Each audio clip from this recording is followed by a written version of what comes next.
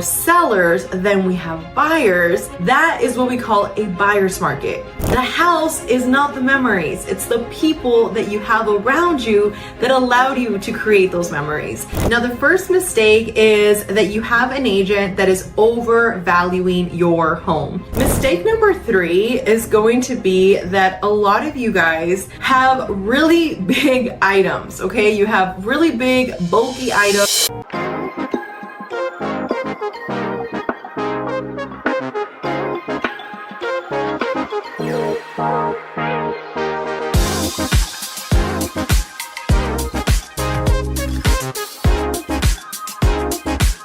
Here are a few mistakes that you want to avoid if you are considering downsizing. This video is going to be packed with things I wish more of my clients would be aware of before deciding to downsize. And I will be also giving you some details on some pros of this entire situation. But most importantly, I want to make sure you are prepared before you decide to sign on the dotted line and sell your house without really thinking of where the next steps are going to lead you. So with that being said, let's get into the video. Now, for those of you that are new to the channel, hi, my name is Alexa. I'm a real estate advisor here in El Paso. I'm the team owner of a small team that we have here in El Paso, and I'm also an investor. And my goal with these videos is to equip you with all of the tools that you need, all of the knowledge for you to really make a wise decision, whether you're buying, selling, investing, or maybe you're just looking to stay current with the real estate market. Now, in today's conversation, as I mentioned, I want to share with you some mistakes that a lot of our clients have actually made before selling one of their properties, and it all comes down to not having the proper guidance. A lot of these clients actually sold their house with one agent, and then they end up contacting us to actually work with us to help them buy a home. And this just goes to show that you need to work with somebody that really is looking out for you. Thankfully, I can say that all of the clients that we've actually helped sell their house actually also work with us to buy their new house, and it really does come down to looking out for your best interest. So I do have a list here of things that I'm going to be referencing. So let's get started with the first one. Now, the first mistake is that you have an agent that is overvaluing your home. Now, I know that you want to get the most for that house. Like, you put your blood, sweat, and tears into paying off that mortgage. A lot of you guys that are downsizing have already paid down your mortgage. And you've worked really hard to also create memories in that beautiful home. And now you want to make sure that if you're going to sell it, you're going to get your money's worth. I hear you. Again, I've sold houses, and I know that that's one of my main goals when I'm selling my own properties. But the truth is, you do not want to get overly attached to the price that you think you might be getting, because a lot of the times people are not honest with you and they don't tell you, hey, Mr. and Mrs. Seller, the truth is, in order for us to sell this home to top of the market needs to be in your favor. And unfortunately, there's a lot of agents that do this strategy that is called buy the listing from you. And they essentially tell you what you want to hear. And they say, yes, I'm 100% confident that I could sell this property for top dollar, and there's no questions about it. Then a few months roll by and there's price reduction after price reduction, or you're not even allowing the price reduction because obviously you're not happy about the fact that the price has changed drastically from what you originally were told. You keep the house on the market for an extensive period of time. Maybe if you have a 6-month term or a year term with that agent, you leave it racking up a ton of days on the market, which is actually going to hurt you. This is why I would much rather tell one of my clients, I'm sorry, I think maybe it's not the right time for you to sell. If you think that this is what you want to get, maybe let's wait, let's try again. But the truth is that the buyers are who determines the actual value of your home. And I know this sounds like, what are you saying, Alexa? But hear me out. If we decide on a price and I'm like, I hear you, Nancy, I love your house, it's beautiful, look at that beautiful oak tree in the backyard, you've done the pool, you've done the upgrades, you've done the amenities, and we know it's a great house, but let's say there's other houses like that in your neighborhood and you're still set on getting top dollar. Well, the reason I say that the buyers actually determine what your value in your home is because if we have more buyers, okay, then we have sellers, then that is where you have the advantage. Think about it that way. This is what we consider a seller's market. However, when we have more sellers than we have buyers, that is what we call a buyer's market. Why? Because simple economics here 101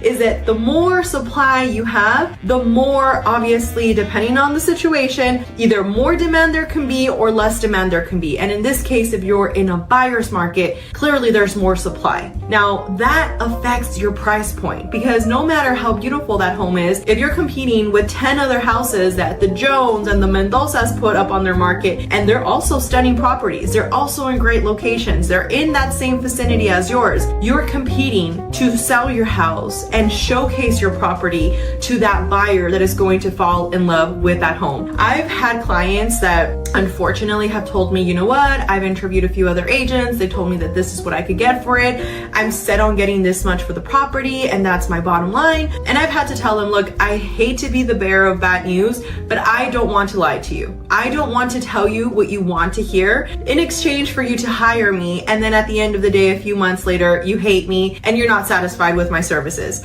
I would much rather tell you the truth and you not want to work with me for now. Then a few months later, when you find out that the house is sitting, you call me and you say, Alexa, I'm ready to sell with you. My last agent wasn't able to get the job done. They lied to me, they priced the house too high, and it's sit on the market. This is why the first mistake you want to avoid when you're downsizing is overvaluing your home, because I know a lot of you guys, since you have a clear idea of how much money you would like to make from this house to obviously buy your new house, you're already thinking of how those numbers are going to work. But again, make sure that it is the right time for you. And I will say, as a side note, I know it's a very emotional time. Getting rid of a property that you've invested so much and that you've created beautiful memories through is definitely not going to be easy. But you need to think, and this is where, again, this is one of the cons, but I'm going to give you a pro now. This is where you want to decide why you're doing what you're doing. Now, a lot of you have told me, Alexa,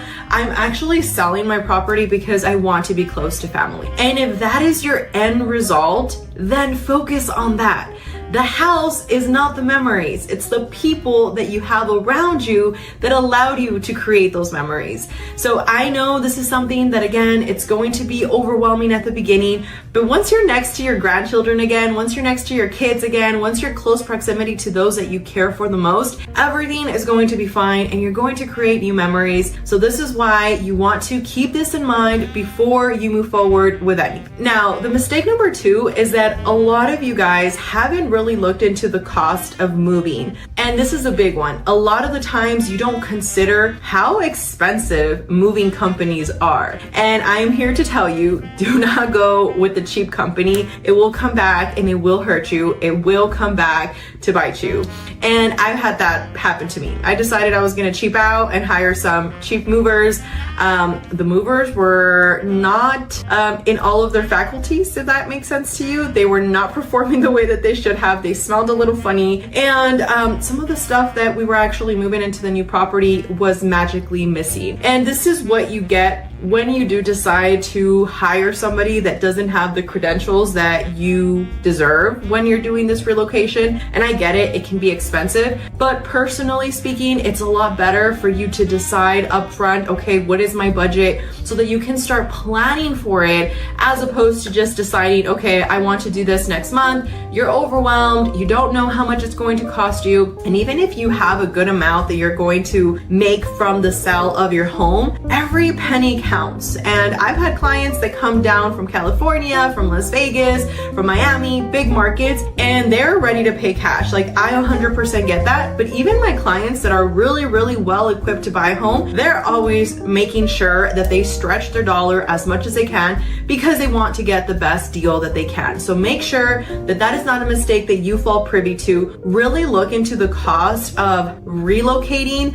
And if you have a great agent, I'm sure that we can give you some recommendations. We do that for our clients all the time. You can ask your agent, hey, what moving companies have you heard about? And again, nowadays on social media, there's very user-friendly tools that you can utilize to just see their 5-star ratings, what kind of warranties do they have, what kind of prices do they have, and really get a sense for you to understand if this is the right time for you. Okay, mistake number 3 is going to be that a lot of you guys have really big items, okay? You have really big, bulky items, and I know I've seen some very bulky furniture that is beautiful and it makes the room look fantastic. But let's say you're coming from a 4,000 square foot home into a 2,000 square foot home. That is going to make a huge difference. And you really want to keep that in mind, because one of the mistakes that I've seen is that people don't measure the next house that they're going to get into, and they decide, you know what,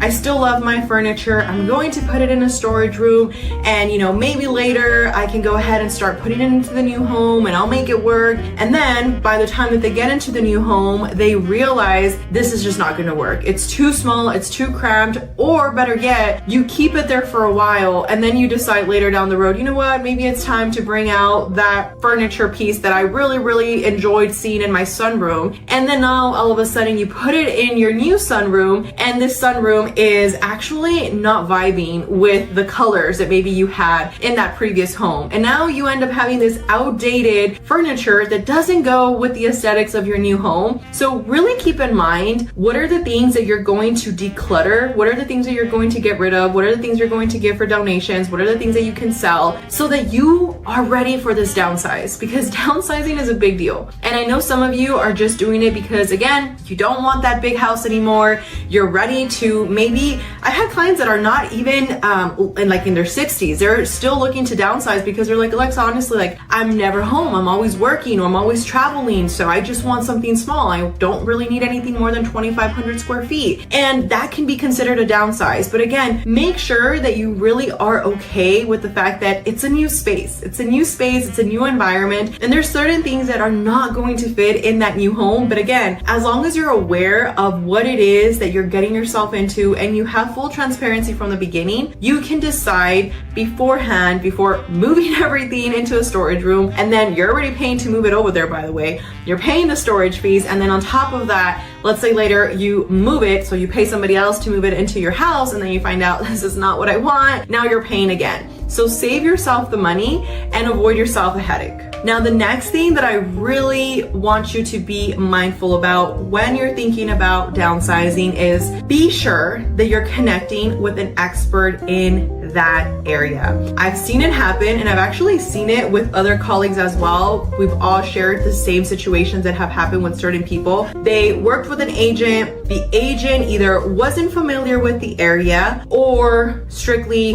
didn't give them more options, and the clients end up relocating into a community that is actually not welcoming, or that isn't really what they had in mind. Take time to go out there. If you can stay at an Airbnb for a month, that would be great. This way you can really get an idea if this is the market for you. There's a ton of agents that are not going to tell you that, but truthfully, you need to make sure that it's in your best interest. You're going to be living there for however many years you decide to be there, and you don't want to be stuck in a home that you're unhappy with. And I will say this also as a side note, there's a lot of people that sometimes go for like the cheapest option because they're like, oh yeah, like I just found that this brand new home is for like $250,000, like what a great deal. But then there's really not a lot of development there yet. Again, yet is the key part here, because obviously if it's a new development, most of the builders are making their research and making sure that they see what growth is happening in that area, but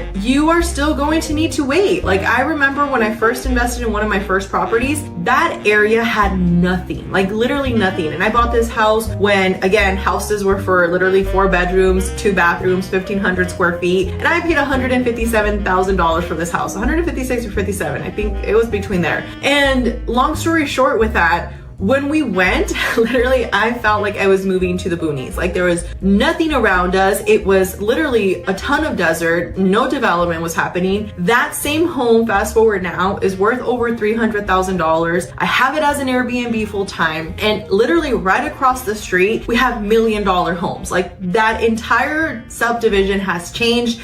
We have now a gamescape, we have movie theaters, we have Dutch Bros, we have a ton of restaurants, everything that at one point wasn't there, but I had to wait 5 years roughly for that development to really kick in. So keep that in mind, because maybe you're at a point in your life where you're like, I don't really want to wait, Alexa. I want to be right next to a Whole Foods, or I want to be right next to the trails where I can go outside and, you know, do my little meditation walk and feel connected with nature. Keep this in mind. I always tell my clients, do your research, especially when you're relocating to El Paso. I have some videos that I will link down below for you of exploring West El Paso, East El Paso, and I'm going to keep making these videos for you guys. Number one, because I find that these videos are very fun to do. I get to take you guys behind the scenes of just showing you El Paso and connect with you on a deeper level. And number two, I do feel like it helps you actually get a sense for how much development has happened and is continuing to happen in El Paso. But again, with that, I have had clients that have told me, Alexa, I want to be in like very close proximity to the Franklin Mountains. I love to go hiking.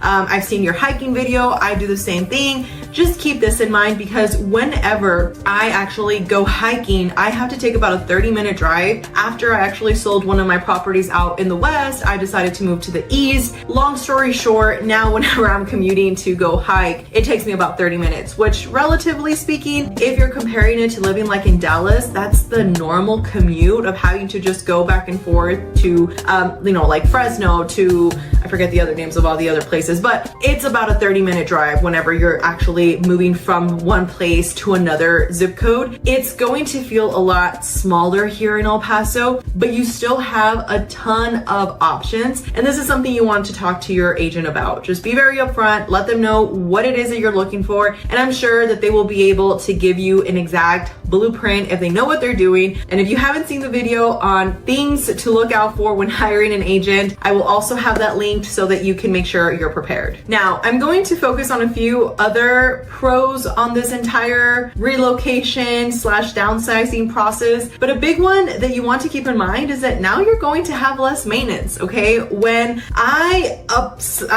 purchased my first house that I really upgraded to, one of the things that I noticed is like, oh my gosh, now I have a 5-bedroom home to take care of and clean, and this is over 3,000 square feet. So that's gonna be this whole thing when I first had like my first house, which was around 1,500 square feet. So it does make a difference, and you just want to keep that in mind. Now that you're actually downsizing, you get to really take advantage of the fact that you don't have all this maintenance that you have to be worrying about. Your cost of utilities is also going to go down. There's a lot of key factors that are going to help you really ensure that you're still, again, getting the best deal possible. But something I will say also as a pro is that if you get into an area that has an HOA, I know, some of us don't like HOAs because they tell you what to do with your house. I get it. But some of us also like HOAs because you don't have to worry about cleaning anything up front. Like literally everything is ready for you. They have your grass like manicured 1,000% of the time. You're always really in an environment where everything looks really well kept, which also helps you with your home value. But again, just talk about this with your agent to ensure that at the end of the day, you're not getting yourself in a situation that you're not comfortable with. And also, again, just keep in mind that as a pro, your maintenance is going to go down depending on the area that you decide to invest in. Now, another pro is that now you actually are paying for this new property potentially all cash, or even if you're not, and you decide, I'm just going to finance, I don't know, let's say you are buying a house for $350,000 and you have $500,000 that you have as proceeds from your previous house. You can pay your house cash or partially, still have more than enough money in reserves, and pay down your debts, which is pretty awesome because now you don't have to worry about being so consumed by all these monthly expenses. And I really do think that when you remove that from the equation, that's also a huge pro, because a lot of people, I've seen it happen time and time again with my clients. I have a client right now, I've mentioned them in one of my previous videos, but essentially they are making over $100,000 in the sale of their home. I'm helping them sell that house. I'm helping them get into a new home. They're so ecstatic because they're paying down all of their debts. Like literally, they're not going to have any debts anymore. They're getting into the dream house that they want, and all they're going to need to worry about is their monthly payment. But they eliminated all these other expenses that really were making them feel overwhelmed. So keep this in mind when you're also considering downsizing. And with that being said, I hope this video was helpful. If you do have any questions, feel free to let us know. Send us a message down below. And I do have a free guide for your relocation journey. So if that's something you're interested in picking up, click the link down below. And with that being said, thank you so much for sticking around with me, and I will see you guys on the next one.